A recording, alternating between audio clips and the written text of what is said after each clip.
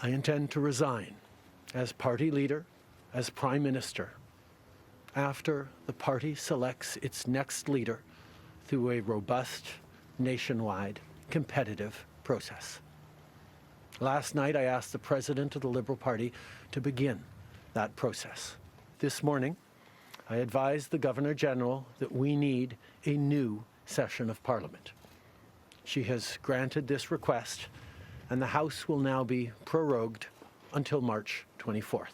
Who do you see in the front running to replace him as party leader? Well, I guess there's two ways of looking at it. You have someone like Mark Carney, a familiar name, if not a familiar face, who definitely is interested in the job. He's been reaching out to MPs.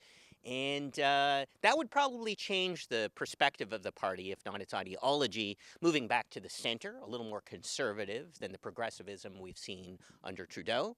Or we would have someone, let's say, like Chrystia Freeland, who, of course, is part of that legacy. And so that's a bit of a difficult thing right now, looking at the polls. But the question really is, are the low polls for the Liberals more about dislike for Justin Trudeau? And if that's the case, then continuing the policies of the Liberal Party might be tenable, and someone like Chrystia Freeland would be a reasonable choice. Cogeco News reached out to the office of Nipissing-Temiskaming MP Anthony Rhoda. He declined comment. We did receive comment from former Conservative MP Jay Aspin. I guess a bit of a long time coming. We definitely need new leadership and a new approach in this country. Trudeau's had some good things happen. He's had some challenges for sure. The last 3 or 4 years has been difficult. The direction this country has to take a sharp turn.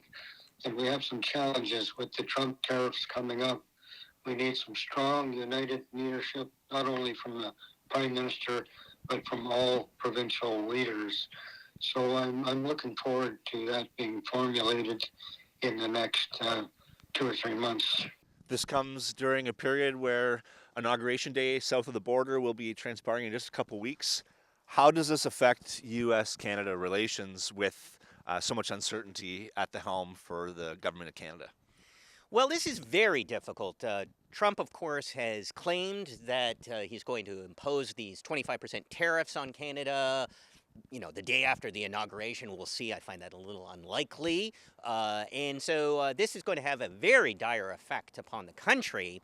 And so not having a steady hand at the helm doesn't help us at all here. We're not in a strong negotiating position when the leader of our country is, 2 steps out the door. So not a very good situation. And of course, clarity on who exactly will be Prime Minister remains to be seen, frankly, until the next election, which could be in the summer or maybe early fall. But it's obviously legally has to happen before the second week of October.